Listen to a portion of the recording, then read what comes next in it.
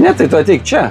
Ateik. Ką čia turim? Turim komplektėlį, kurį neužilgo išleisim pas savo klientus. Tai yra nedidelis, kompaktiškas 75 arklių traktorius su frontaliniu krautuvu ir pirmoji Lietuvoje 4 tonų vienašę kaselį puspriekabę, kurios mes laukiam. Žodžiu, keli faktai, kodėl jums reikia tokio komplekto. Jeigu esat nedidelis ūkis arba pradedantysis, galbūt jau jaunasis ūkininkas.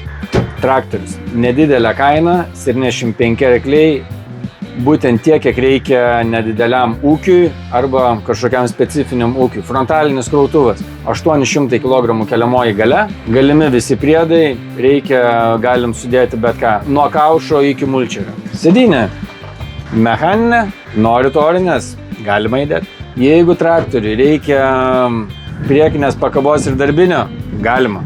Galėsiu duoti kokią nors nuotrauką, kaip atrodo, žinai, galėsi įdėti. Kondiškė yra, galėsit vasarą šaldytis kiek norit.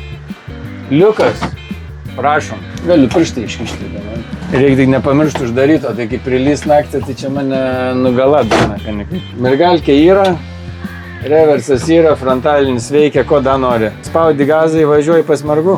Ne, tai negaliu sakyti. Toliau keliaujam prie puspriekabės. 4 tonos, vienašė, lengva valdyti, lengva stumt atgal, galinis bamperis pasikelia, stumsit, atsitrenksit, nieko nesulaužysit, nieko nenužudysit. Toliau yra viskas, ko reikia. Tripusis vertimas, galimybė nusiardyti iki platformos, tentas bendroji komplektacijoje gaunat įrankių dėžę, joje visi reikalingi pajungimai, tai yra šlangos, elektros kabeliai ir taip toliau.